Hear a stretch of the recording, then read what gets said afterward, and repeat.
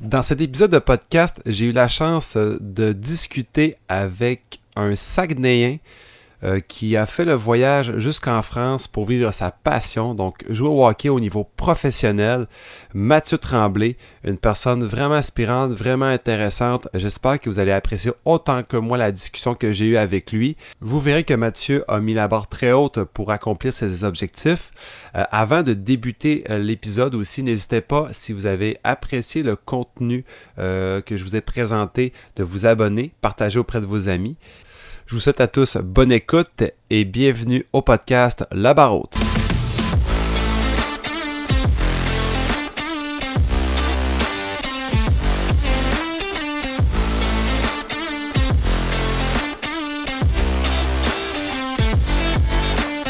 D'abord, Mathieu, je te remercie beaucoup de te prêter au jeu, d'accepter mon invitation pour le podcast. Ça fait plaisir. Merci à toi de l'invitation. Écoute, la première question que je te poserai, c'est de savoir comment ça va. Ça va très bien, moi, de mon côté. Ça va super bien là. On est dans un début d'année assez agréable pour nous. Je veux dire début d'année ou fin d'année, ça dépend comment tu parles, là. Moi, je parle plus en saison de hockey, là, mais ça se passe bien, là. Puis, c'est ça, fait que là, tu as démarré ta saison de hockey en France, si je comprends bien. Ouais, exactement. On a démarré ça début septembre, notre saison cette année. OK. Puis là, j'ai quand même, on va y revenir, mais j'ai quand même vu que là, t'avais changé d'équipe. L'année passée, t'étais avec l'Albatros de Brest. Puis Ouais, les autres années, t'étais avec d'autres équipes, mais ça, fait que là, comment ça va avec tes coéquipiers, tes nouveaux coéquipiers? ça se passe bien. C'est ma troisième saison aussi là à Brest. Là, ça fait 3 ans que je suis ici. Je fais un peu, ça fait quand même ma 7e année en France, mais ma troisième à Brest. Donc cette année, on a une équipe assez semblable à l'année passée. L'année passée, on avait une équipe une grosse équipe en Division 1, si je peux dire. On était champion de France aussi l'année passée. Donc, OK. cette année, on a renouvelé pratiquement là, 80% de l'effectif qui a été renouvelé. On a 6 nouveaux joueurs avec le deuxième gardien. Donc, c'est une équipe qui est très semblable à l'année passée. Donc, ça se passe super bien là, au ce qui vaut par rapport à l'esprit de groupe et tout ça, là. OK. Crème, quand même, là, t'as fait le championnat, puis vous l'avez gagné, c'est ça que tu me dis. Ouais, avec les Albatros de Brest l'année passée, on était champion de France. C'est sûr qu'on va y revenir, je trouve ça super intéressant. Euh, mais ce que j'aimerais pour les auditeurs, pour ceux qui nous écoutent en ce moment, c'est que j'aimerais que tu nous parles un peu de toi, tes origines, aussi ton parcours qui t'a mené en fait à la Division 1 avec l'Albatros de Brest. Ouais, écoute, ça fait c'est loin en arrière, effectivement. Moi je suis originaire de Chicoutimi au Saguenay-Lac-Saint-Jean au Québec. Euh, j'ai 31 ans aujourd'hui, donc j'ai fait tout mon hockey mineur là à Chicoutimi, mes années à Tôme, Novice et tout ça à Chicoutimi. Ensuite de ça, j'ai fait partie de la première édition de l'équipe de hockey des Espoirs Pee-Wee 2A. À ce moment-là, on évoluait à Métabetchouan, donc il y avait une seule équipe pour toute la région. Donc notre aréna c'était à Métabetchouan, mais les joueurs provenaient de partout au Saguenay-Lac-Saint-Jean. On n'avait pas de sport-études dans ce temps-là, donc on était dans nos écoles respectives dans nos villes. Puis on s'entraînait là le mardi soir, le jeudi soir à Métabetchouan, fait que tout le monde, là, les gars de Dolbeau, Saint-Fé, nous autres à Chicoutimi, Jonquière, Alma, hop, on prenait la voiture avec nos parents, puis on s'en allait là-bas à Métabet pour s'entraîner la semaine. Puis pareil pour nos matchs à la maison. Donc ça a été ma première expérience dans le hockey provincial, Es-tu là, encore là? à sortir. OK. Oui, Excuse-moi, ça a coupé. à sortir. OK. C'est ça. Ça a été, comme je disais, ma première expérience là, de sortir un peu là, de mon chez nous à jouer au hockey régional. Donc, c'était vraiment une belle expérience. Puis ensuite de ça, j'ai évolué. Là, je suis revenu au hockey régional à ma première année, Bam-Tam 2C avec les Saguenay-Chicoutimi. Ensuite de ça, j'ai fait le saut Bam-Tam 2A l'année suivante. Puisque j'ai évolué avec une équipe des Espoirs Bantam 2A. Il y avait 2 équipes qui étaient situées à Saint-Bruno. ça avait été sur une base de repêchage, comment que ça avait été fait. Là. C'était pas comme c'est aujourd'hui, une équipe au Saguenay, une équipe au Lac. Il y avait vraiment 2 équipes pour toute la région. Et ça avait été fait par base de repêchage. Puis ça a été une super de belle année aussi. On a eu gagné le tournoi à Saint-Bruno cette année-là. On a eu champion des séries également. Puis ce qui m'a permis l'année suivante là, de tout de suite faire le saut midget 3 avec les élites de Jonquière. Donc à l'âge de 15 ans, ma première année midget, j'ai joué avec les élites de Jonquière. Puis cette année-là, j'ai été repêché dans le junior majeur par les Tigres de Victoriaville en 5e ronde. Ça a été un moment là, que j'oublierai jamais. Là. C'était magnifique. Là. Ça s'est passé à Drummondville au mois de juin avec toute ma famille. Là. C'était vraiment magique comme moment. C'est un souvenir qui me reste dans la tête là, puis qui va me rester dans ma tête toute ma vie. Puis à partir de ce moment-là, c'est là que j'ai commencé là, à faire le camp d'entraînement avec les Tigres à ma première année après mon repêchage. Je suis retourné midget 3 à 17 ans pour une 2e année. J'ai eu la chance de jouer 3 matchs avec les Tigres de Victoriaville durant cette période-là. Durant la période des fêtes où ce que nous, midget 3, on était en break, là, c'était les congés de Noël. Ben, junior majeur, ils continuaient de jouer, donc j'ai eu la chance d'aller jouer 3 matchs avec eux. Puis mon parcours junior majeur s'est arrêté là parce que par après, j'ai pas eu l'opportunité de faire l'équipe avec eux. Donc, je me suis orienté vers le junior 3A. À ce moment-là, il y avait une équipe dans notre région.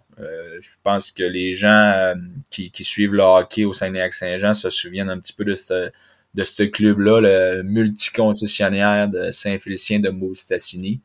Donc, c'était l'équipe junior 3 qui avait à Saint-Fé. Donc, j'ai eu la chance de jouer là-bas avec des gars que j'avais joué auparavant, Bam Tam 2A, Midget 3, donc tous des amis avec qui j'avais joué auparavant. Donc, on s'est tous un petit peu retrouvés là-bas. Ça a été une saison agréable, j'ai bien aimé ça. J'avais pris la décision de continuer mes études chez nous à Chicoutimi parce j'avais l'opportunité d'aller habiter en pension à Saint-Félicien, faire mes études là-bas. Mais j'avais pris la décision de rester chez nous, donc je voyageais avec des gars là, la semaine, aller m'entraîner à Saint-Félicien. On faisait ça 2 fois semaine, c'était quand même gros là. Tu partais en fin d'après-midi là, vers 5h, 5h30, tu prenais la route, tu montais à Saint-Feu, tu allais te pratiquer, tu revenais le soir là, à minuit, 1h, puis le lendemain, tu allais à l'école, c'était pas évident. Mais ça a été une belle expérience. Écoute, je comprends.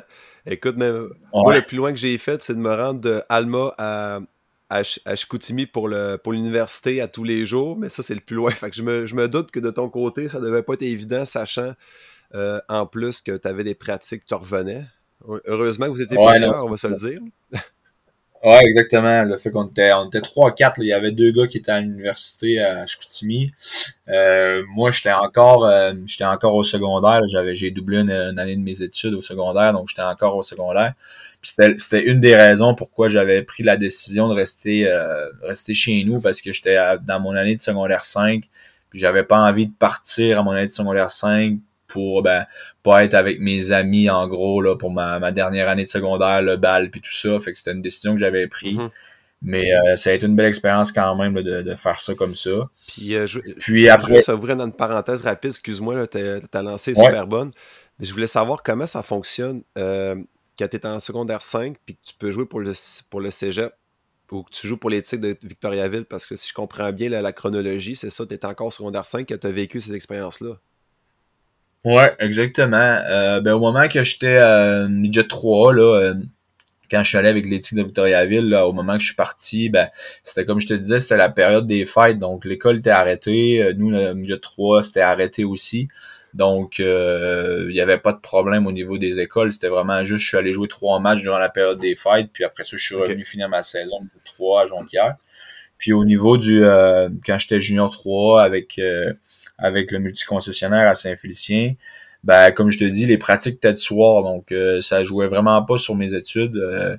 J'allais à l'école en régulier, normal, du matin jusqu'à l'après-midi.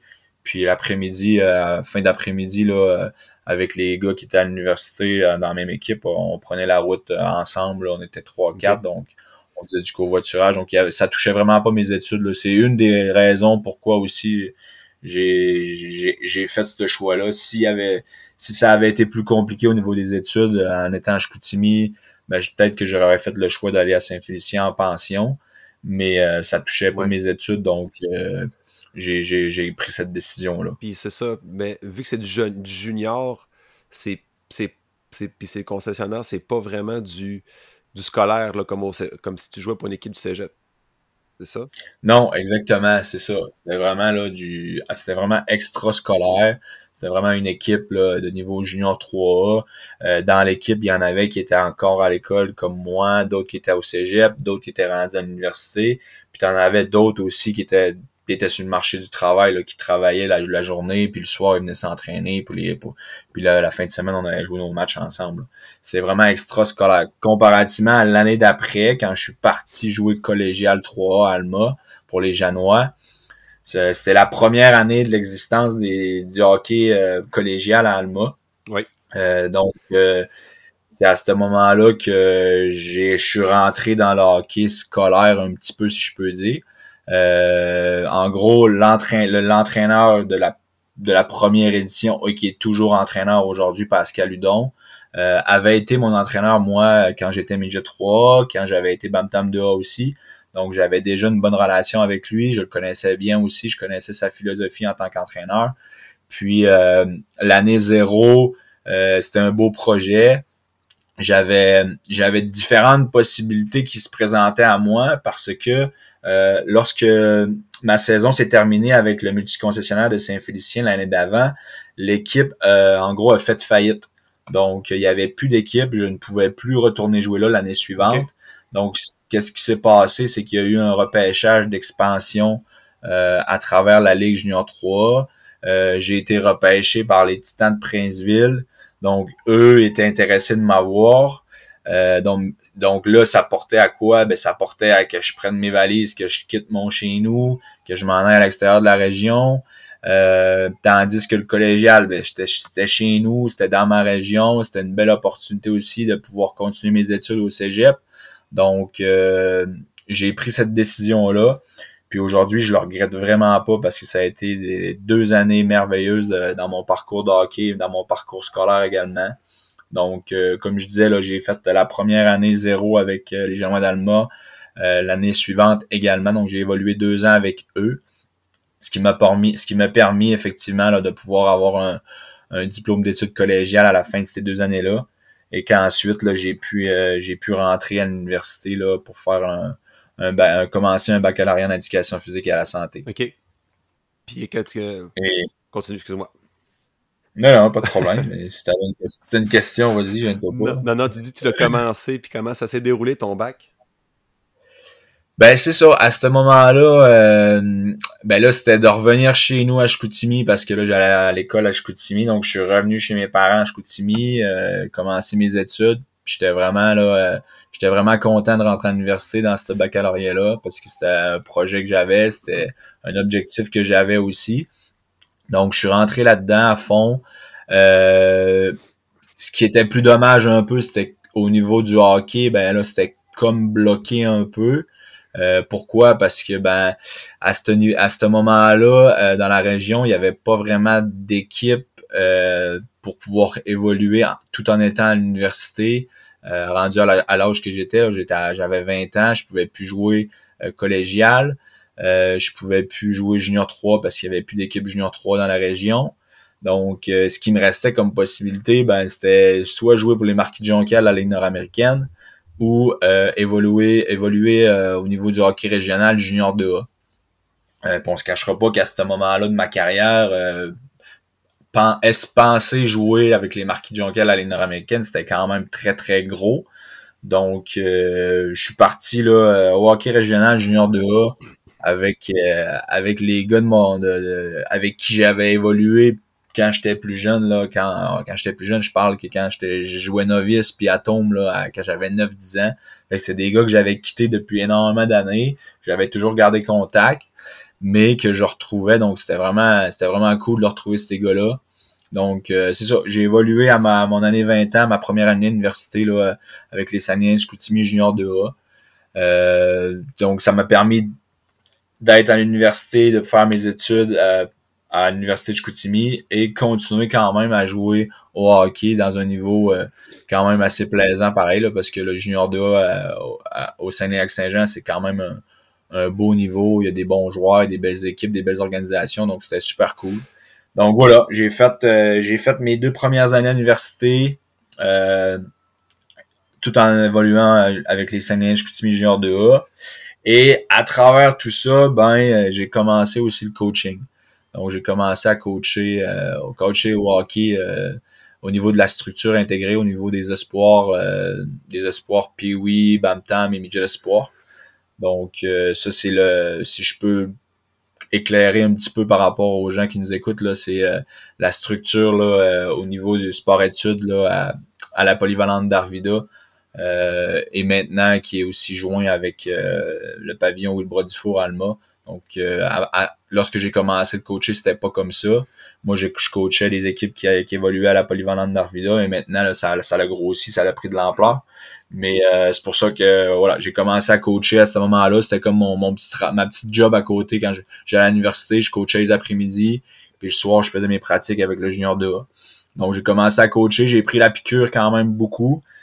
Ça a été vraiment des belles années dans ma jeunesse, si je peux dire. Là.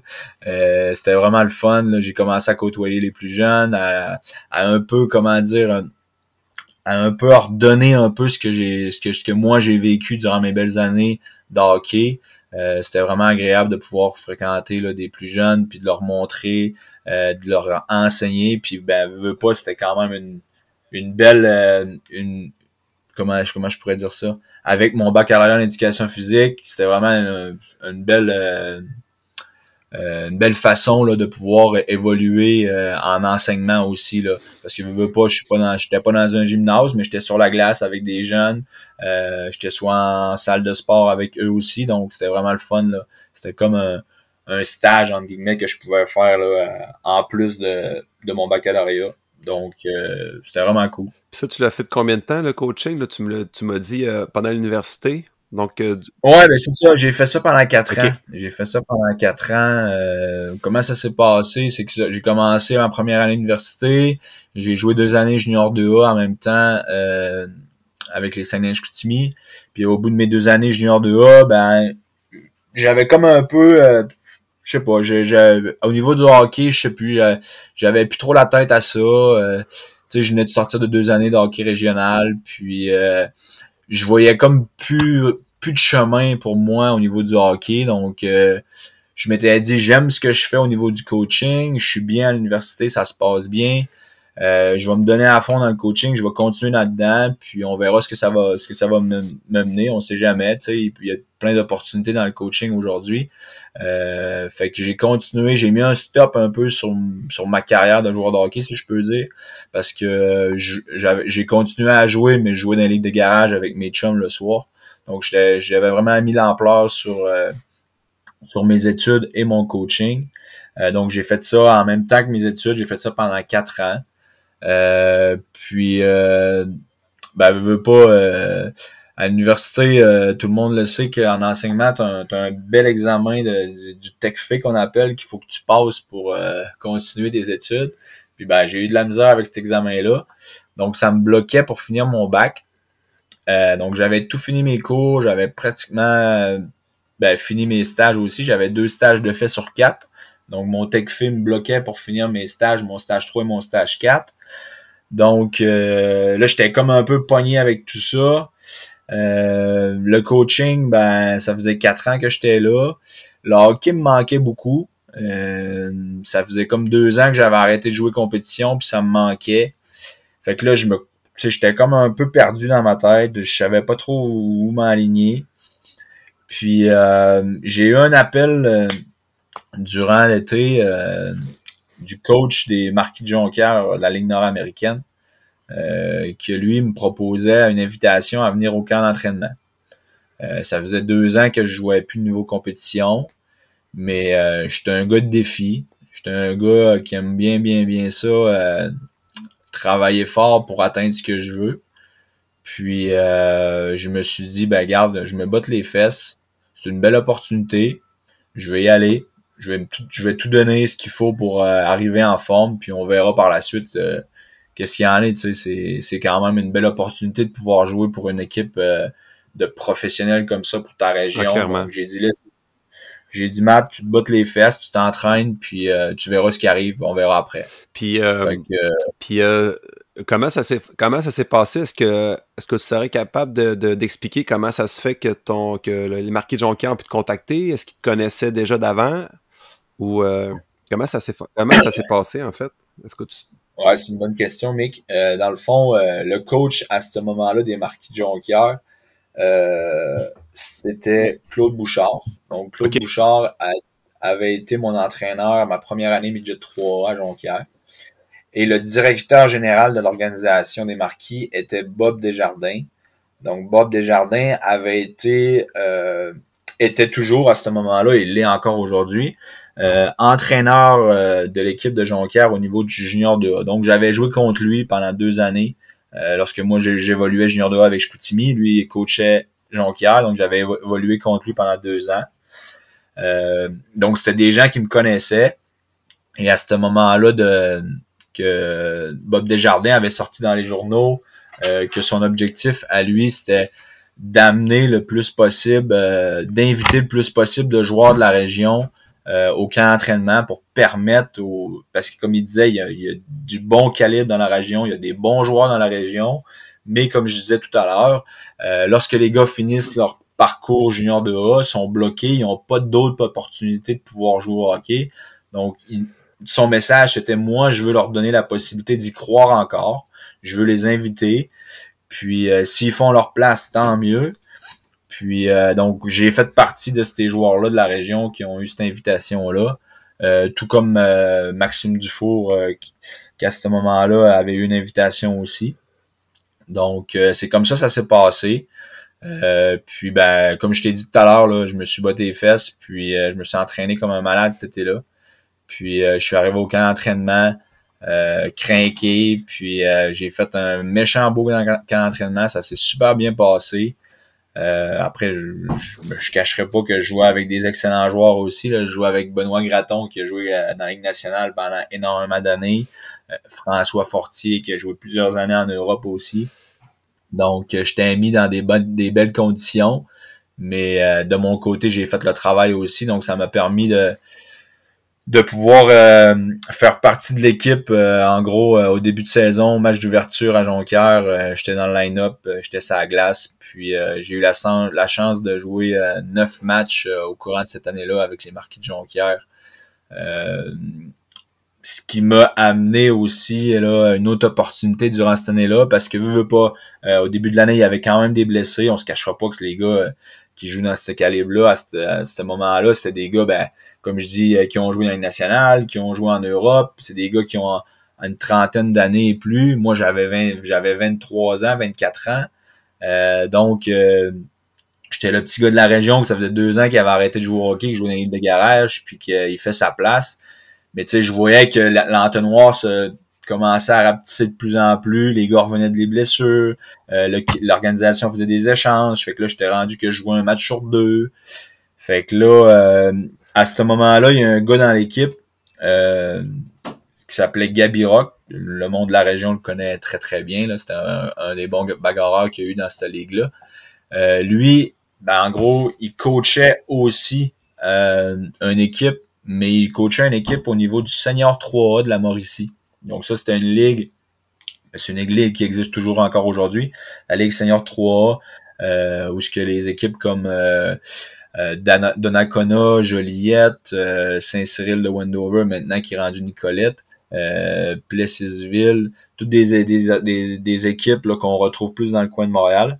Et lui, il coachait l'équipe de Saint-Cyril de Wendover. Et il m'a proposé, il dit, Matt, regarde, il dit quand t'es pas dans le line-up avec Jonquière, ben il dit, moi, je te propose de venir jouer chez nous à Saint-Cyril. Fait que il dit, ça te permettra de pouvoir jouer quand même. T'es pas dans le line-up avec Jonquière, mais tu joues avec nous autres dans le Senior 3A. Puis quand Jonquière, tu mets en priorité Jonquière. S'ils veulent t'avoir, ben tu vas jouer avec Jonquière. Puis si jamais t'es pas dans le line-up, ben tu peux venir jouer avec nous. Fait que moi, j'ai trouvé ça le fun. J'ai trouvé que c'était une belle opportunité de me permettre de pouvoir jouer quand même. Fait que là, c'était encore autre chose, par exemple, là. Un petit gars de Chicoutimi qui prend son char puis qui s'en va à Saint-Cyril de Wendover à côté de Drummondville. Fait que je t'explique, à ce moment-là, je coachais encore. Puis ben c'était quand même une de mes priorités aussi. Je veux pas coacher, là, tu sais, c'était pas pour dire à mes kids ouais ben finalement je serai pas en arrêt du banc demain, je m'en vais jouer au hockey. Fait que c'était quand même du jonglage avec tout ça. C'était quelque chose. Les matchs Senior 3, ça se déroulait souvent le vendredi soir. Donc le vendredi, je partais sur la route, je prenais ma voiture, je montais à jouer ma game sur la route. Je finissais ma game, je repartais tout de suite pour Chicoutimi parce que le lendemain, ben, je coachais, soit que je coachais à Jonquière à 13h, ou soit parce que je prenais le bus avec l'équipe puis on partait sur la route ben, à Montréal ou je sais pas trop où, à Québec ou à Bécomo.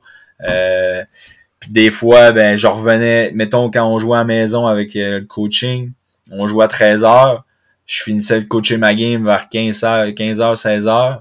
Ben, des fois, j'avais une game à senior à, je sais pas trop, je veux dire, exemple, Donnacona.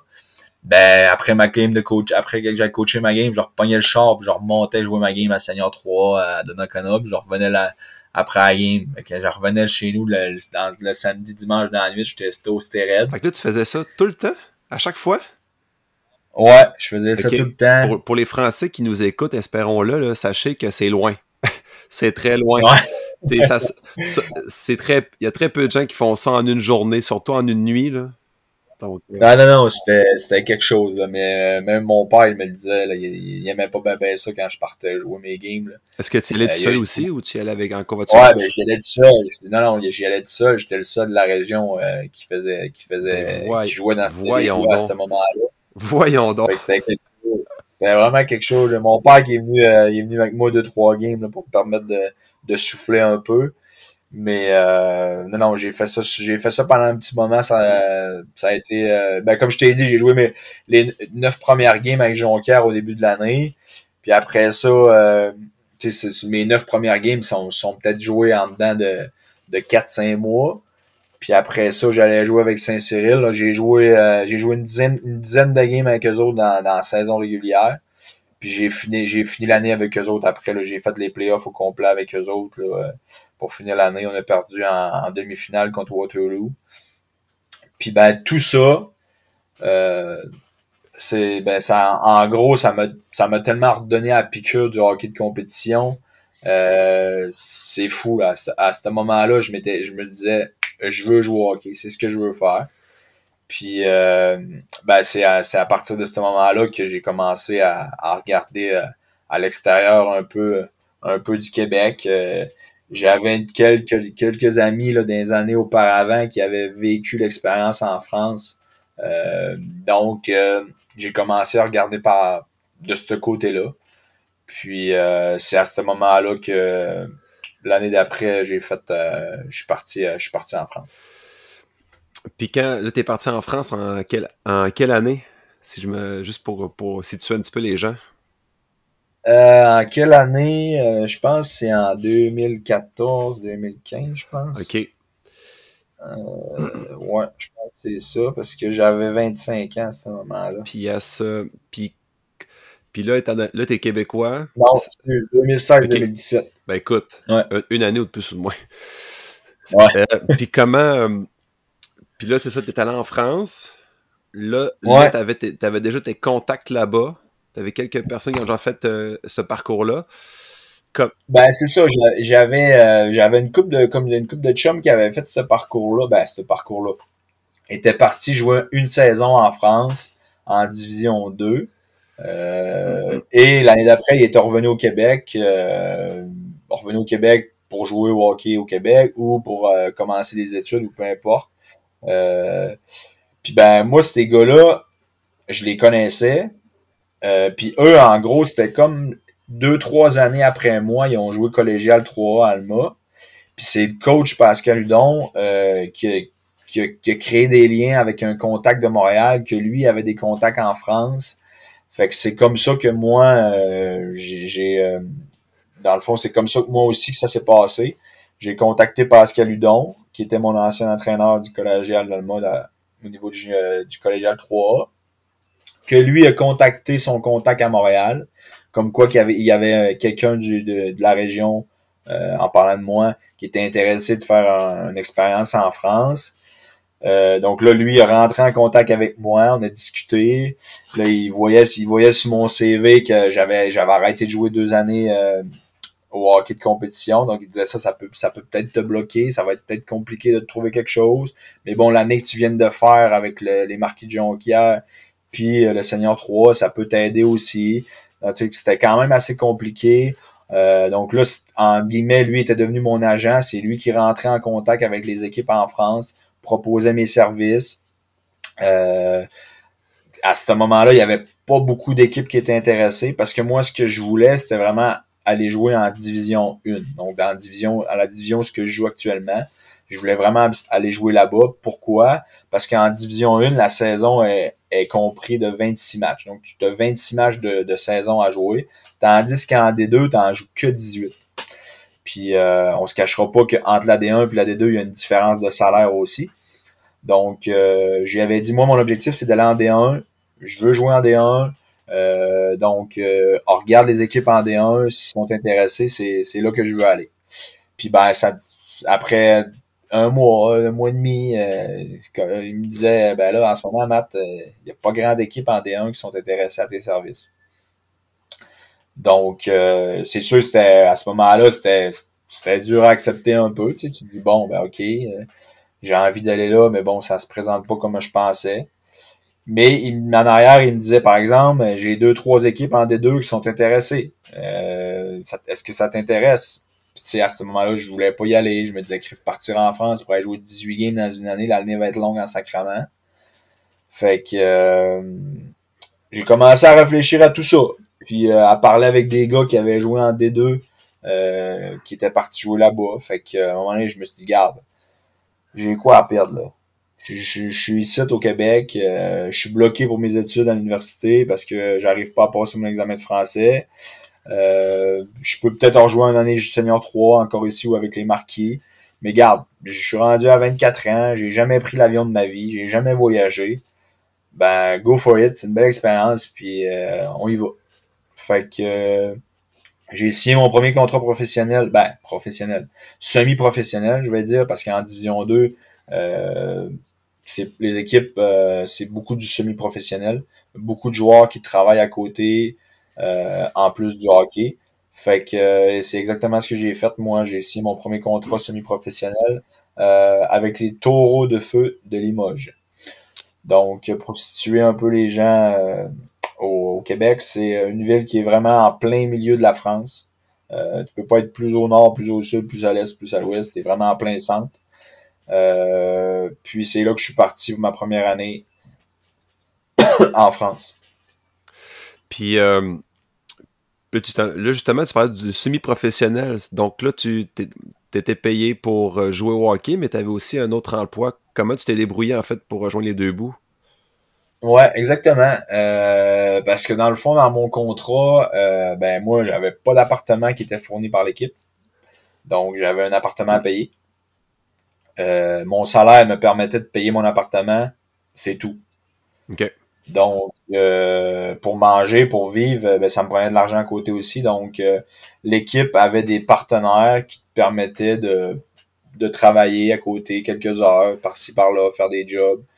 Puis, c'était un peu, tu sais, il y en avait que t'avais différents emplois. Il y avait plein de choses. Donc, moi, j'ai travaillé pour une entreprise de Monsieur Nicolas Vigon, qui s'appelle. Cette entreprise-là, c'était du ménage. On allait dans des bureaux de dentistes, des bureaux de médecins. On allait dans des comment dire, des buildings, des appartements, des immeubles d'appartements. Tu passais l'aspirateur, tu passais le balai dans les cages d'escalier, sortir les poubelles. C'était ma job. Je commençais à 5 heures le matin, je finissais à 4 heures l'après-midi. Puis je m'entraînais le soir ça dépend. Là. Des fois, c'était 7 heures à 8 heures. Des fois, c'était 8 heures à 9 heures. Je faisais ça du lundi au vendredi. Puis le samedi, je jouais ma game. OK. Fait que c'était pas la vie de rêve, effectivement. Parce que tu penses toujours que il joue au hockey en France. Wow, ça doit être merveilleux. mais j'avais pas le choix de passer par là à ce moment-là parce que en raison de que j'évoluais en D2, ben, la plupart des joueurs, c'est comme ça en Division 2. Tu travailles à côté et tu joues au hockey. Mais moi, j'ai pris ça d'un côté où ce que, ben, garde, c'est ma première expérience ici en France. Ça va me permettre de connaître d'autres gens que les gars de l'équipe. Ça va me permettre d'apprendre un petit peu la culture, comment que ça se passe, comment les gens vivent par rapport au travail, parce que c'est complètement différent. Donc, j'ai pris ça de ce côté-là. Puis, ben, je me suis dit aussi, ça va me permettre de faire de l'argent. Puis, si je veux voyager à travers ça, ben, ça va être agréable parce que je vais avoir de l'argent pour voyager facilement. Sachant qu'en Europe, ben, voyager, c'est quand même, ben, à ce moment-là, c'était quand même assez facile. Que ce soit avec l'avion, les TGV, ça coûte rien. Tu pars, tu prends le TGV, 1 heure après, tu es dans un autre pays, c'est facile. La France est tellement proche de tous les autres pays. Donc, c'est comme ça que j'ai pris ça. Puis, j'ai passé une année de folie. J'ai fini premier pointeur du championnat de la Division 2 à cette année-là. J'ai fait 50 points en 18 matchs. 58 points? Euh, OK. 50 points en Oh, 18 matchs. 50 points. Ouais, ça a été une année sur le plan personnel magnifique. J'ai voyagé un peu partout. Je suis allé à l'Oktoberfest en Allemagne, à OK, Munich. le vrai, là. Le vrai de Le vrai, de vrai. vrai. Après ça, je suis allé au Camp Nou voir Barça jouer contre l'Atlético Bilbao, 94 000 personnes dans le stade. Puis ça, pardon, ça, c'est une Ligue 2 pour les Québécois, peut-être? C'est peut-être plus facile. Ouais, c'est ben, ici en Europe, on dit c'est du foot, Oui. mais au Québec, on dit c'est du soccer. C'est dans le fond, je suis allé voir Barcelone. OK. À ce moment-là, il y avait Lionel Messi encore qui était là-bas. Donc, je suis allé à Barcelone. Après ça, j'ai fait l'Italie. J'ai fait qu'est-ce que j'ai fait d'autre? J'ai fait l'Angleterre aussi. Donc, je me suis promené pas mal cette année-là. Le fait qu'il y ait moins de matchs, j'avais beaucoup de fins de semaine off de temps en temps. Fait que j'en profitais pour partir puis voyager, découvrir du pays. Donc non, ça a été vraiment une année exceptionnelle là, cette année-là. Fait qu'au final, si je comprends bien, c'est ça, c'est du semi-pro, mais ça t'a quand même permis de vivre des expériences peut-être que si t'avais pas pris l'opportunité, que tu vivrais sûrement jamais. Ça, je comprends, là. C'est ça exactement. Tu sais, t'es dans des deux, tu joues moins de matchs, mais ça te permet aussi de voyager à travers tout ça, de découvrir du pays. Puis comme je disais tout à l'heure, ben moi j'avais jamais quand je suis parti là-bas à Limoges, j'avais jamais pris l'avion de ma vie, j'avais jamais voyagé, j'avais jamais sorti du Canada presque, là. Donc c'était vraiment là quelque chose d'incroyable cette année-là, là, à quel point j'ai découvert du pays, puis j'ai tellement appris dans tout ça. Donc pour moi, c'était une année merveilleuse. Puis pour en revenir au hockey, quand je suis parti là-bas, je me suis donné un objectif. Je m'étais dit, OK, je m'en vais en D2, mais mon objectif, c'est que si je peux monter l'année d'après en D1, c'est ce que je fais. Sinon, je retourne pas en France. Pour retourner en D2, je vais revenir chez nous. Puis, je vais me concentrer ben, à finir mes études, tatati, tatata. Puis ben, finalement, comme je t'ai dit tantôt, j'ai fini premier pointeur du championnat. Donc, ça m'a ouvert les portes à la D1 l'année d'après. Puis comment tu pourrais comparer la D2 en France, admettons, pour un autre sport, là, pour orienter un petit peu le calibre, tu pourrais comparer à quel calibre, mettons, pour de quoi que les gens pourraient se situer? C'est quand même difficile à comparer le niveau de la D2 parce que, comme je te dis, il y a beaucoup de gars à ce calibre-là qui travaillent à côté. C'est un calibre où tu as beaucoup d'étrangers aussi à mon moment, au moment où que j'évoluais cette année-là. On avait le droit à 10 étrangers par équipe. Donc, les équipes qui pouvaient se permettre d'avoir 10 étrangers, plus 10 Français, il y avait des équipes qui étaient extrêmement bonnes. Il y avait d'autres équipes qui avaient moins d'argent, donc qui avaient moins d'étrangers, donc les équipes étaient moins bonnes. C'est un calibre qui est quand même... t'as des équipes extrêmement fortes, des équipes extrêmement faibles. C'est compliqué à comparer. Mais si peux comparer ça,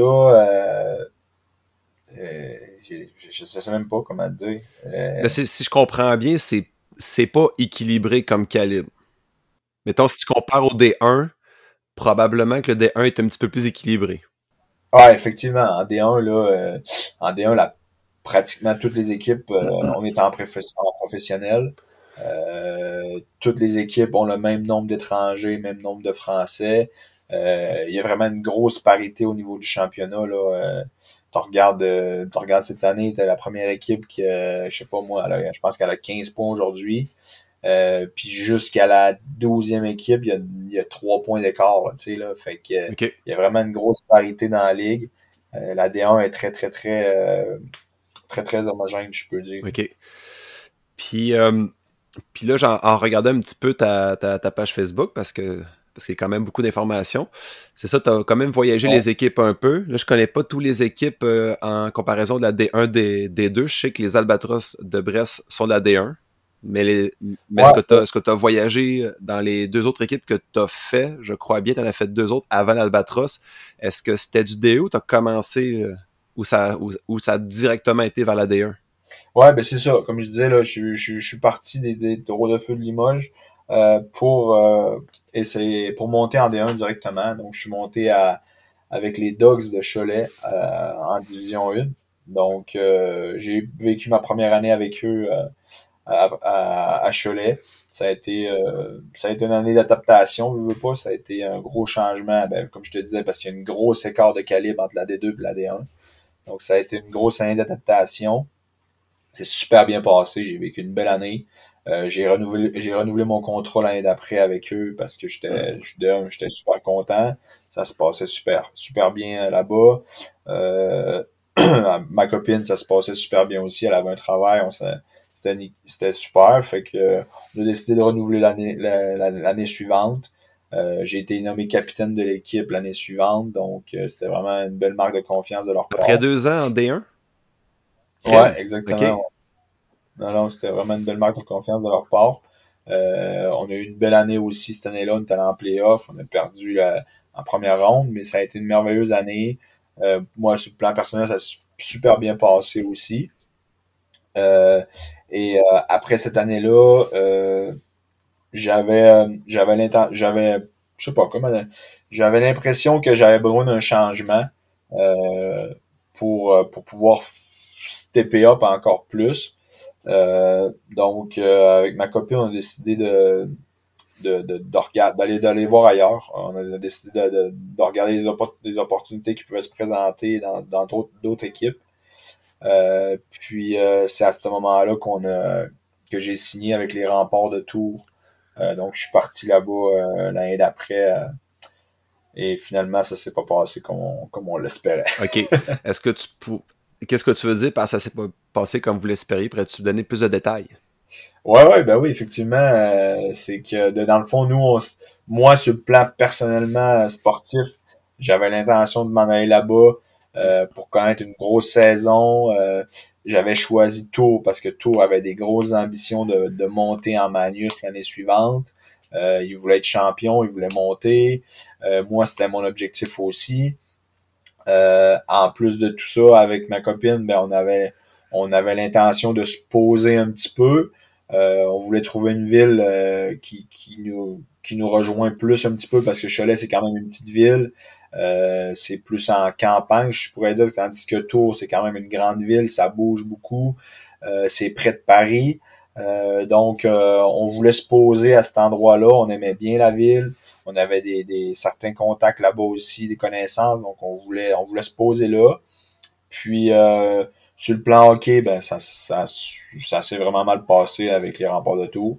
On a eu une année très compliquée. Notre entraîneur s'est fait licencier là, au bout de 2 mois. Moi, sur le plan perso, ça se passait pas comme je pensais non plus. Euh, Tandis que ben qui était pas ma femme à ce moment-là, ma blonde, elle s'était trouvé une super de belle job. Elle était super contente, ça se passait bien. Puis fait qu'on s'était dit qu'on allait quand même rester là parce que ben bon, on s'était dit qu'on voulait se poser.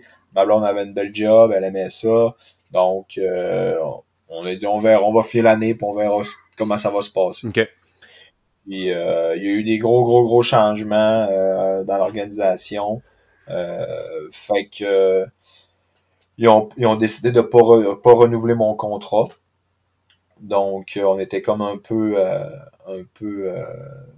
bloqué en, si je peux dire, on voulait rester là, on s'était projeté là, on aimait bien la ville, on s'était fait des super d'amis, on était super contents, on voulait vraiment rester là, puis finalement, ben hop, moi, mon contrat n'est pas renouvelé.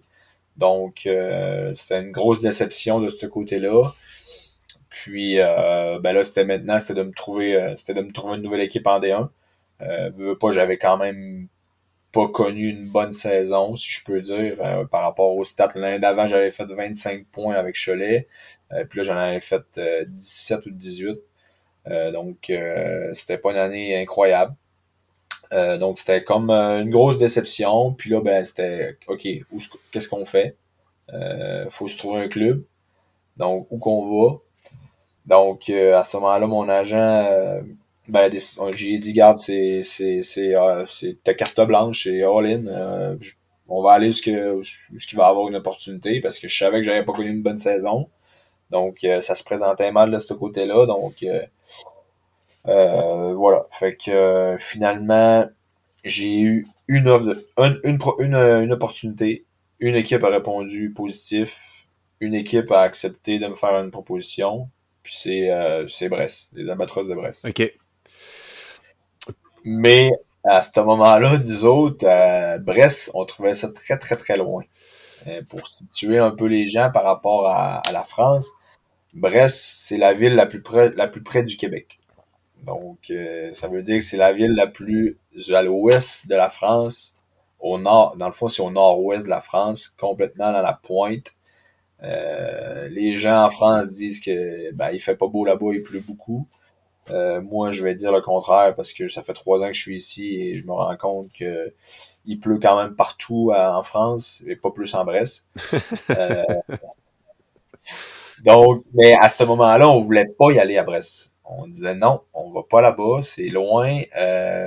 Ma belle famille quand on faisait le calcul avec ma femme, on trouvait que c'était quand même très loin de la belle famille, 12 heures de route. Donc, on s'est dit, ben non, on peut pas aller là, c'est impossible, c'est ben trop Ta femme loin. est française, excuse-moi. Juste pour être certain. OK, Ouais, c'est bon. exact. OK, Ouais. Fait que on s'est dit, ben là, c'est qu'on fait. La seule opportunité que moi j'ai, c'est là. Et, ben là, on n'a pas le choix. Fait qu'on a décidé d'accepter l'offre. Puis on est parti à Brest.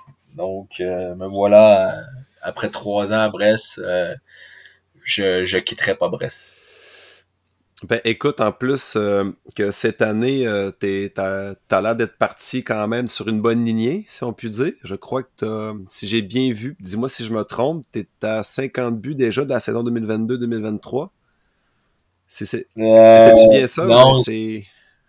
non, en gros, c'est depuis que j'évolue en D1, OK. j'ai 50 buts de marqués en D1. OK, c'est bon. Puis là, OK, c'est ça. Ça peut pas porter des fois par contradiction un petit peu, mais quand même 50 buts depuis en D1, c'est ça? Pas depuis que tu avec Albatros. Non, C'est c'est ça. ça, depuis que je suis en D1, ouais. OK, puis euh, comment tu... Là, étant donné que tu as gagné, là, on va y revenir, tu as gagné le championnat l'année passée avec l'Albatros. Si tu Ouais. compares, admettons, mais comment tu pourrais qualifier les dernières saisons avec l'Albatros comparativement aux deux autres équipes que tu as participé pour la D1? OK, une bonne question. La première année que j'ai évolué à Brest, donc la première année qu'on est arrivé ici, ben ça a été l'année COVID. Donc ça a été une année pas comme les autres, je peux dire. Ça a été une année plutôt différente. On a commencé l'année, on a joué le premier match du championnat, on l'a joué. On jouait à Dunkerque. On perd le match. On revient. Le lundi matin, le président nous convoque à la patinoire pour nous annoncer que la saison est mise sur pause. Euh, donc, ben parce que dans le fond, le COVID avait comme repris. On l'appelle la saison COVID parce que l'année d'avant, lorsque j'étais à Tours, le COVID a commencé en mars. Et là, la COVID avait passé comme durant l'été. Et là, en reprenant le championnat, la saison s'était remise sur pause en France parce qu'il y avait encore des bons résultats, beaucoup de chiffres positifs au niveau de la COVID. Donc, la saison a été mise sur pause. Donc là, on est début septembre. Donc là, on passe septembre, on passe octobre. Et là, le président nous dit, regardez les gars, pour l'instant, on n'a aucune nouvelle de qu'est-ce qui va se passer avec la saison cette année. Donc, j'invite les étrangers s'ils veulent rentrer dans leur pays, vous pouvez y aller. On va vous tenir au courant de qu'est-ce qui va se passer. Donc, à vous de voir qu'est-ce que vous voulez faire. Puis, fait que là, moi, j'ai pris la décision de rentrer au pays. Je suis rentré au Québec avec ma femme. On est rentré début novembre. Puis on a passé là, Noël là-bas au Québec. Et on est revenu début janvier parce qu'on avait reçu un message du président comme quoi début janvier, la saison allait reprendre sur une base différente. Parce que comme j'ai dit plus tôt dans l'entrevue, la saison en D1 a 26 matchs, mais là, la fédération avait ajusté le championnat sur 12 matchs, avait fait 2 poules, donc avait divisé la France en 2 pour qu'il y ait moins de déplacements, moins de contacts. Donc, il y avait 2 poules de 7 équipes. Donc, on jouait un match aller, un match retour contre les 6 équipes de notre poule, ce qui faisait 12 matchs. Puis après ça, il n'y avait pas de play-off, il n'y avait rien, la saison était finie. OK. Mais on jouait à huis clos. Donc, c'était vraiment une question que on joue, mais il n'y avait aucun enjeu, il n'y avait personne dans les estrades. C'était vraiment juste pour dire qu'on joue. OK. Que ça a été une année quand même assez bizarre, comparativement à mes années que j'avais vécues avant. Puis j'ai renouvelé mon contrat avec Brest l'année passée. Donc l'année passée, grosse année. L'équipe, président, l'organisation le dit dès le départ au début de saison. On veut être dans le top 2 à la fin de la saison. Puis si on peut aller jusqu'au bout, on va jusqu'au bout. Ils ont fait un recrutement pour ça. L'objectif était vraiment d'être champion. Puis l'année passée, ça a été une année incroyable. Sur 26 matchs, dont 13 parce que tu joues 13 matchs à la maison, 13 matchs sur la route. Mm-hmm. Donc 13 matchs à la maison, aucune défaite. Sur 26 matchs, on finit premier du championnat. On a 5 défaites durant l'année, je crois. On finit, comme j'ai dit, premier au championnat. Et ensuite de ça, moi, personnellement, ça s'est super bien passé. J'ai vécu ma plus belle année en carrière. J'ai fait 44 points en 26 matchs. Je finis 5e pointeur du championnat. Premier de mon équipe. Une année vraiment incroyable sur le plan personnel et sur le plan collectif aussi. On avait vraiment un groupe incroyable. Puis en play-off, on est allé jusqu'au bout, on a levé la coupe. Puis le plus beau dans tout ça, c'est que j'ai gagné la coupe à Cholet contre Cholet. Donc, la première équipe qui t'a repêché en D1, c'est eux que t'as défait à ta troisième équipe. C'est quand même assez cocasse. Ouais, c'est eux qui m'ont donné ma chance en D1 il y a 400, 5 ans, 6 ans, je sais plus. Puis je m'en vais gagner la coupe chez eux en plus devant beaucoup de gens, beaucoup de supporters que je connais, que je croise encore aujourd'hui. Donc c'était vraiment un moment spécial pour moi là de vivre ça comme ça à Cholet. Donc c'était vraiment cool. Donc ça a été une année incroyable, je te dis là, c'était fou. Ça c'est la plus belle façon de remercier l'équipe qui t'a donné ta chance. Ouais, exactement. Merci, by the way, je remporte la coupe. Ouais. Écoute, moi, tu sais, en t'entendant parler, je trouve vraiment que c'est intéressant. Je trouve quand même que c'est un parcours qui mérite d'être raconté. Tu sais, c'est quand même, tu sais, je pense que juste en t'écoutant, je suis certain que ça doit inspirer des gens. Puis, tu sais, tu m'as parlé du hockey quand même du début jusqu'à aujourd'hui. Puis, serais-tu capable de m'expliquer avec le recul d'où vient ton intérêt pour le hockey, puis comment l'aurais-tu développé? Ouais, c'est une bonne question. Ben, d'abord, merci. Écoute, je me suis préparé. C'est ce que je vois. Ben, l'intérêt pour le hockey, Ben, tu sais, déjà, moi, quand j'étais plus jeune, j'allais tout le temps jouer au hockey dans la rue avec mes amis, mes voisins.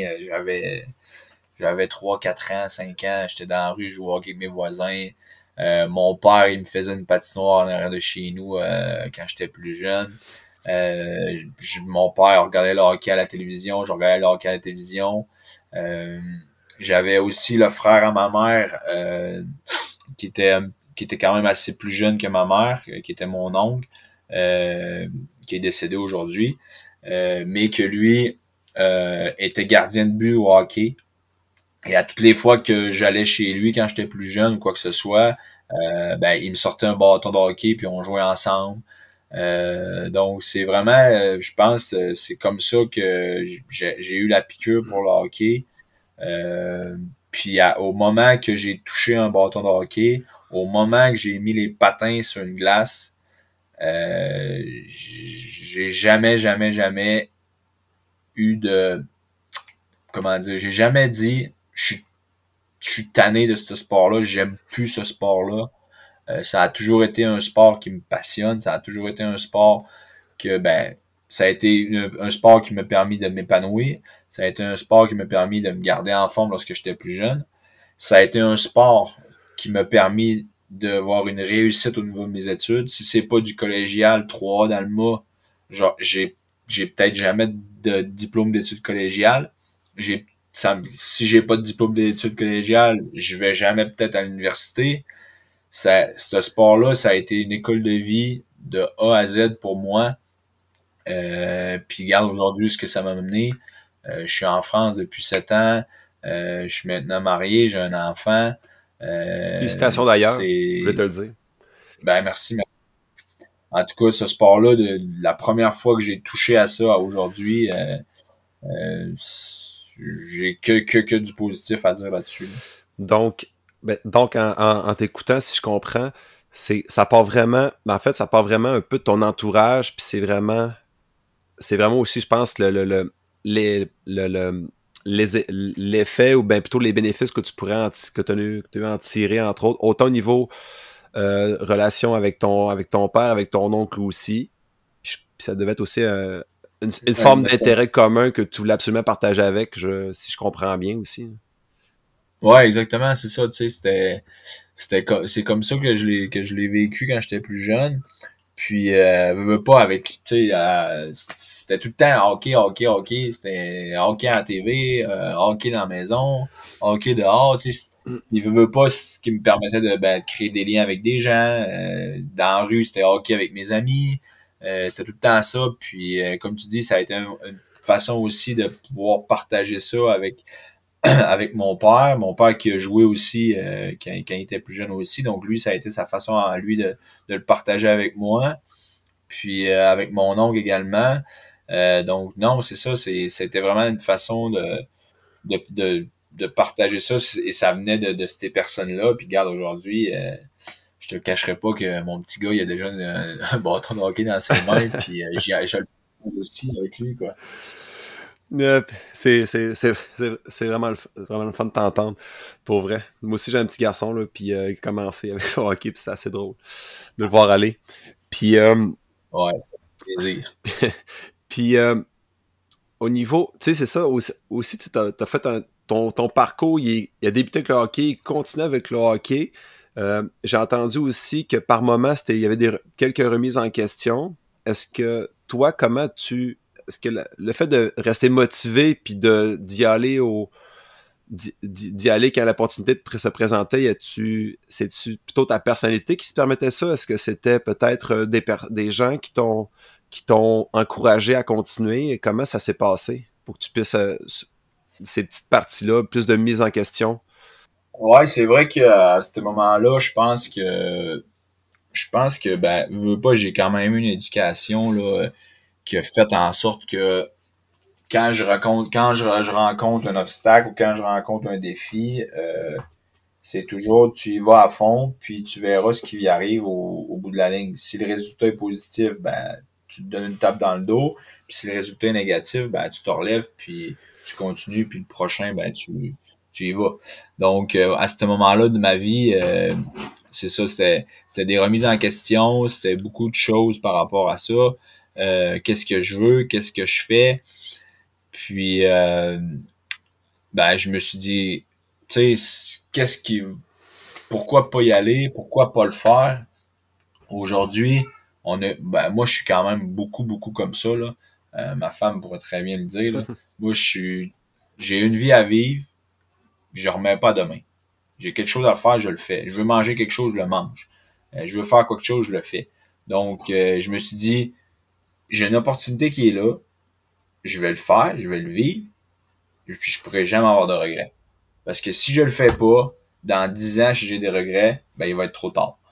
Donc, je suis comme ça, c'est comme j'ai dit tantôt, je pense que c'est l'éducation, ça a été l'éducation que j'ai eue de mes parents. Puis, je leur remercie d'ailleurs, parce qu'aujourd'hui, je suis un homme heureux et épanoui.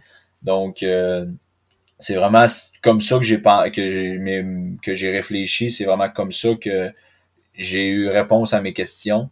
Puis c'est en me disant let's go Matt, tu y vas. Tu peux pas dire j'y vais pas parce que tu vas peut-être le regretter plus tard. Donc tu y vas, tu verras ce qui va arriver. Puis si t'as aimé ça, ben pourquoi pas y retourner. Si t'as pas aimé ça, ben tu vas l'avoir vécu puis tu pourras jamais le regretter.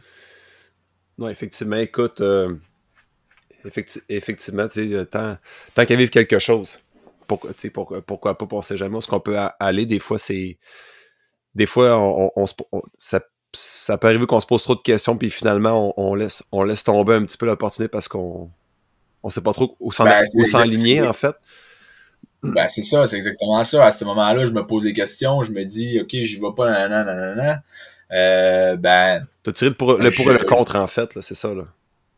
Ben c'est ça, tu sais, aujourd'hui, si je regarde tout par rapport à ma décision que j'ai prise il y a 7 ans, ben j'ai voyagé dans à peu près 7 ou 8 pays. Je joue toujours au hockey et je vis de ma passion. Je suis marié, j'ai mon petit garçon. Qu'est-ce que je veux de plus aujourd'hui, là? Moi, j'ai besoin de rien d'autre là, en ce moment. Là. Je vis de ma passion. J'ai une femme que j'aime puis qui m'aime. Puis j'ai un garçon en santé puis qui est numéro un. Donc, je changerais rien au monde. Puis comment ça va, la conciliation sport professionnel-famille? Pour... Ben, ça se passe quand même assez bien parce que en Division 1, comme je disais tout à l'heure, on joue 26 matchs. Donc, on joue pratiquement toujours un match semaine. On joue toujours le samedi, normalement. Comme là, cette semaine, on en a joué 2. Ça arrive quand même très rarement dans une saison. On a joué jeudi et samedi, la semaine passée. Ça arrive peut-être 3 ou 4 fois dans l'année. OK. Mais normalement, c'est le samedi. Donc, la semaine, moi, je pratique le matin. Donc, à 9h, je suis à l'aréna. Je sors de là, il est midi, 1h. Mon garçon, il va à la garderie. Donc, à la garderie le matin, de 9h à aller jusqu'à 16-17h.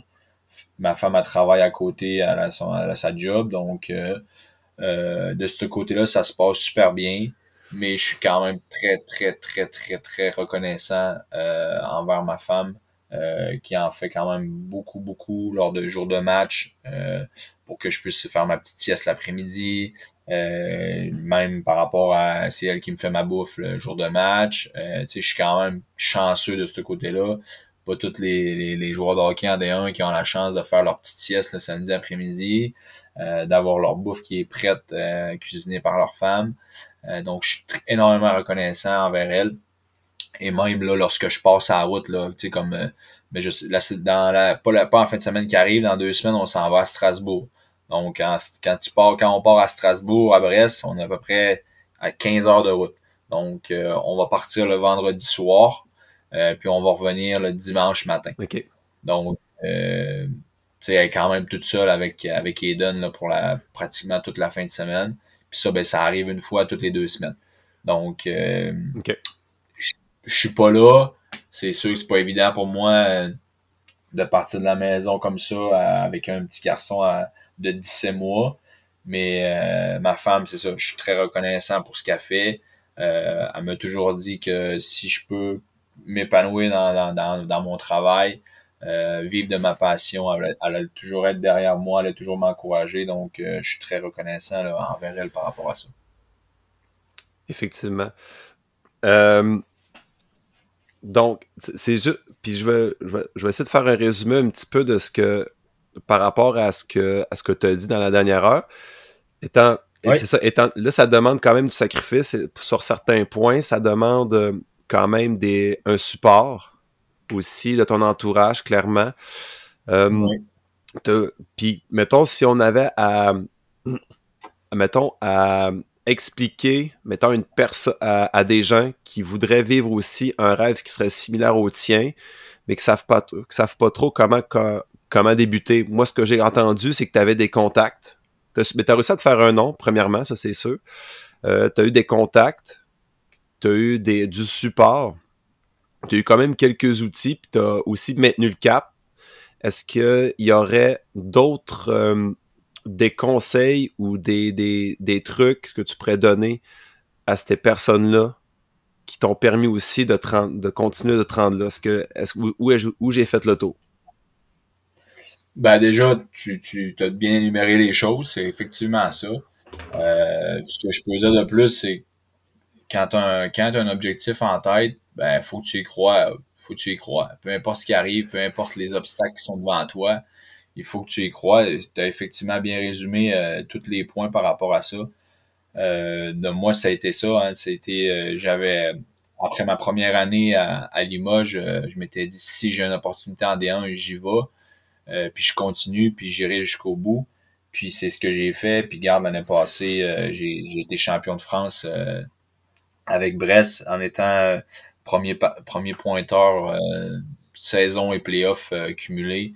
Donc j'ai réalisé un rêve de petit gars, gagner une coupe qui ça faisait énormément d'années que c'était pas arrivé pour moi. Donc je pense que c'est ça, c'est quand tu as un objectif, quand tu as un rêve, faut que tu y crois, faut que tu crois en toi, pardon. Puis faut que tu continues de travailler énormément. Euh, je me souviens l'année COVID, j'ai quand même beaucoup de comment dire d'interviews, beaucoup d'échanges avec des plus jeunes au niveau des jeunes de hockey scolaire. Puisque ce que je disais souvent à ces gars-là, parce que c'était pas facile. Je sais, eux, c'était différent de nous ici professionnellement. Mais ce que je disais souvent à ces gars-là, c'est moi, en tant que joueur de hockey, je veux toujours être meilleur qu'hier. Et c'est ce que je me dis tous les jours. C'est que ce qu'il faut que je fasse, c'est que je dois être meilleur qu'hier. Et c'est ce qui me permet de continuer aujourd'hui à pouvoir évoluer à l'âge de 31 ans là, professionnellement ici. Donc, tu te fais toujours un genre de phrase interne juste pour te maintenir dans ton objectif. Puis probablement qu'avec cette question-là, tu te remets aussi en question de savoir comment je peux faire pour être encore meilleur aussi, là, probablement. Ouais, mais c'est ça exactement. Tu sais, veux pas.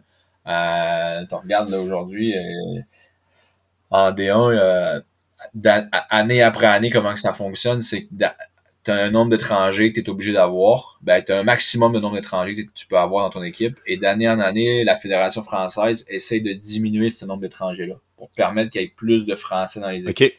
Donc, depuis que je suis arrivé en D1, on est passé de 10 à 7. Et ils veulent réduire ça à 6 l'année prochaine et peut-être à 5 l'année suivante. OK. Donc, le nombre d'étrangers par équipe diminue. Donc, le nombre d'étrangers qui ont la chance de jouer en D1 diminue aussi.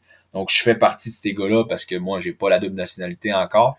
Donc, je fais partie de ces gars-là qui, à chaque année, risquent de perdre leur place parce que il y a un étranger de moins dans toutes les équipes. Donc, t'en as un dans toutes les équipes. Donc, il y en a 14 dans la ligue. L'année prochaine, ils joueront pas en D1. Donc, effectivement, j'ai pas le choix de me surpasser, j'ai pas le choix de continuer de travailler, j'ai pas le choix de continuer de m'améliorer, j'ai pas le choix non plus de continuer de croire en moi. Puis c'est une des raisons pourquoi que à tous les jours, je m'en vais à la patinoire en ayant comme objectif d'être meilleur qu'hier. Puis c'est ce qui me permet aujourd'hui de bien performer et de bien me sentir. OK. Donc là, je sais quand même que chez vous, en ce moment, il est quand même relativement tard. Il faudrait que. Ouais, il est 9h20. Il est quand même 9h20. 21h. Il est quand même 9h20. J'ai encore deux petites questions à te poser. Là, j'ai su aussi que tu étais sur une agence. Est-ce que l'agence t'a quand même permis. Est-ce que ça te permettait quand même d'aller plus loin dans tes opportunités? Comment ça se passe avec une agence? Ben effectivement, depuis que je suis en France, là, j'ai toujours eu un agent.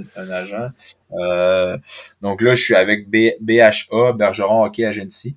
Euh, Ça fait 3 ans ça fait 4 ans qu'on est ensemble. Lorsque je suis arrivé à ma première année à Limoges, là, ben, c'était comme un agent que j'avais, mais qui était au Québec, qui m'avait permis d'avoir cette opportunité-là. Après ça, j'ai changé d'agent, j'ai pris un agent français pour me permettre de trouver des opportunités plus en France parce que lui connaissait plus les équipes. Euh, j'ai été avec lui pendant 2 ans. Et après, là, j'ai été avec Bergeron Hockey Agency. Bergeron Hockey Agency, en gros, c'est quand j'évoluais à Cholet, il y avait un Québécois qui évoluait avec moi, Frédéric Bergeron, un gars de Québec. Lui était maintenant à sa 4e année en France, je pense, à ce moment-là. Et son père, Jean-Yves Bergeron, a créé l'agence BHA. A créé cette agence-là pour permettre à des joueurs qui évoluent au Québec, collégial 3, junior 3, junior majeur, universitaire, d'avoir quelqu'un pour leur permettre de venir jouer en France. Parce que si on revient dans ce que j'ai dit là dans les dernières minutes, là, ben à mon moment, moi, quand j'ai voulu aller jouer en France, ben il a fallu que j'aille des contacts, il a fallu que je trouve à qui à parler, il a fallu que tu sais, ça s'est pas fait facilement, ça a été quand même assez compliqué. J'avais pas 150 choix. Donc, Bergeron Hockey Agency, aujourd'hui, c'est ce qu'on veut donner l'opportunité à tous les jeunes du Québec qui évoluent, comme j'ai dit tout à l'heure, peu importe les ligues au Québec, d'avoir une opportunité de pouvoir contacter notre agence, que nous, ensuite de ça, on va faire le lien avec les équipes en France. Moi, Frédéric Bergeron, qui maintenant est retourné au Québec, mais a passé 8 ans ou 9 ans en France. Il a joué à travers 4 ou 5 clubs aussi. Donc, moi et lui, pardon, on était un petit peu les têtes d'affiche de cette agence-là. C'est-à-dire qu'on connaît les équipes en France. On a joué dans différentes équipes. Maintenant, on connaît pratiquement un joueur qui joue dans peu importe les équipes en France. On a des contacts partout. Donc, c'est facile pour nous de pouvoir rentrer en contact avec des équipes, de pouvoir leur proposer des joueurs. Et Jean-Yves, lui, est au Québec et c'est lui qui s'occupe de faire le premier lien avec le joueur, avec les parents des fois, quand les joueurs sont un petit peu plus jeunes. Donc, c'est vraiment une agence que j'aurais aimé qui existe lorsque moi, il y a 6 ans, j'ai fait mes premières années en France. Aujourd'hui, c'est une agence qui comme j'explique depuis tout à l'heure, qui va permettre de faire le premier contact avec une organisation ici, un club ici, et qui va ouvrir les portes aux jeunes ici. Et moi, mon rôle dans ça aujourd'hui, puisque j'évolue toujours encore et que je suis toujours en France, je suis un peu le bras droit des gars quand ils arrivent ici. Donc, on les place dans des équipes et moi, ben, je suis là, je suis sur le même décalage horaire que eux. Je leur parle, je leur pose des questions. S'ils ont quoi que ce soit, ils peuvent venir vers moi. Je fais le lien avec Jean-Yves, le président de l'agence. Donc, c'est vraiment mon rôle de mon côté là, ici en France avec notre agence BHA. Donc, tu fais un petit peu, tu utilises un petit peu tes capacités de leader, de meneur aussi pour pouvoir permettre aux gens de créer une transition plus douce, disons, plus mollo. Ouais, ben c'est bien dit, c'est exactement ça. En gros, c'est exactement ça parce que veux pas, mon objectif, mais que je revienne au Québec, ça va être de continuer de m'impliquer dans BHA. Parce que veux pas, je vais avoir énormément de contacts ici en France, donc ça va être à moi aussi de redonner de mon côté lorsque je vais être au Québec. Mais t'as tout à fait raison, ça me permet de pouvoir être un peu le grand frère des gars, être le capitaine un peu du bateau de ce côté-ci de l'océan, avec les gars qui arrivent, les rassurer, les aider, veux pas, tu sais, c'est pas évident, là, t'arrives dans un nouveau pays, tu connais pas comment ça se passe, tout le niveau papier administratif, au niveau des cartes d'assurance, les comptes de banque, tout ça, peu importe, je sais pas, ça peut être n'importe quoi, là. Ben, je suis là pour eux autres, s'ils ont quoi que ce soit, peu importe, ils m'appellent, ils m'envoient un message, puis moi, je peux les aider, là. OK. Donc, on peut voir quand même que les projets sont quand même déjà planifiés, là.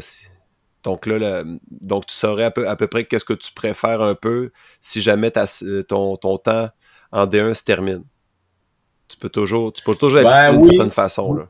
Ouais, c'est ça, tu sais, je veux pas, je pense que je peux pas cracher sur les années que je vais avoir vécu ici, là, je vais avoir développé beaucoup de contacts, beaucoup d'amis, donc si je peux aider effectivement des joueurs de hockey qui ont envie de vivre cette expérience-là, moi ça a été une expérience et ça va être une expérience parce que je sais pas fini, incroyable.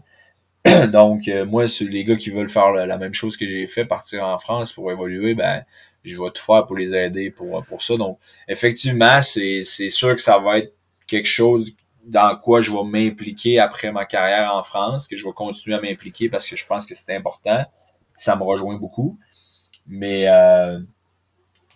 mais après, on sait pas, je sais pas ce que l'avenir me réserve, mais que j'en reviens au Québec. Puis écoute, pour conclure, moi, ce que j'entends quand même, c'est que, tu sais, on entend beaucoup parler, ou bien dans le temps aussi que j'ai joué au hockey, dans le temps qu'on est jeune, si on veut toujours viser quand même un haut calibre, qui est souvent la Ligue nationale de hockey.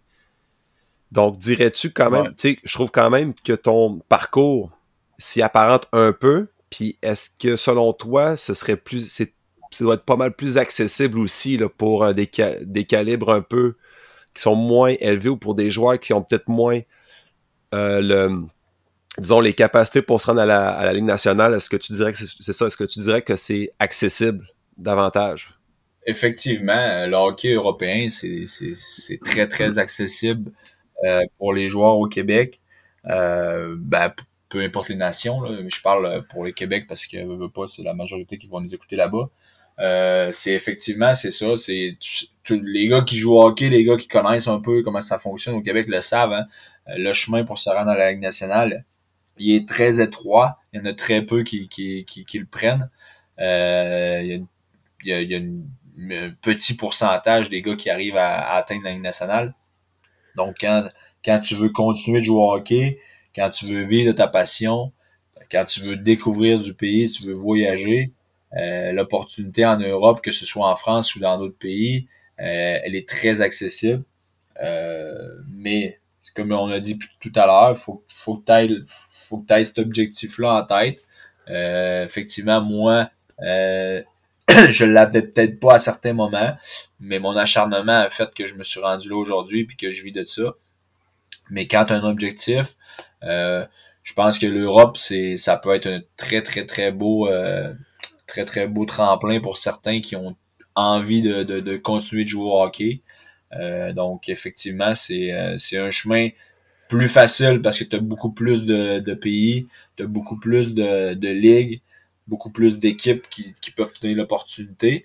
Mais encore là, t'arrives pas ici avec les deux mains dans les poches, puis merci, bonsoir, ça va être facile. Là. C'est quand même du gros calibre, puis il y a quand même, comme je disais tantôt, là, ben, comme nous en France, à chaque année, ils réduisent le nombre de Français, d'étrangers, pardon. Donc, t'es jamais à l'abri là, de ta place. OK. Mais écoute, je te remercie beaucoup de ton temps, Mathieu. C'est vraiment apprécié. Je trouve que c'était vraiment intéressant. Tu t'exprimes super bien. C'est vraiment clair du début jusqu'à la fin. Avant de terminer, j'aimerais savoir quelle est la prochaine étape pour toi? La prochaine étape, ben, la prochaine étape, c'est, je pense, sur le plan sportif, moi, c'est de continuer à progresser, continuer à évoluer, espérant avec les Albatros de Brest. Sur le plan plus familial, là, nous, on s'est acheté un terrain au Québec l'été dernier. Donc, on a un projet de revenir au Québec définitivement dans quelques années. Donc, on regarde ça dans le coin de la tête un petit peu là, pour les prochaines années. Excellent. Donc, je te remercie beaucoup, puis au plaisir de te reparler une autre fois. Puis, puis merci beaucoup de ton temps. Très apprécié.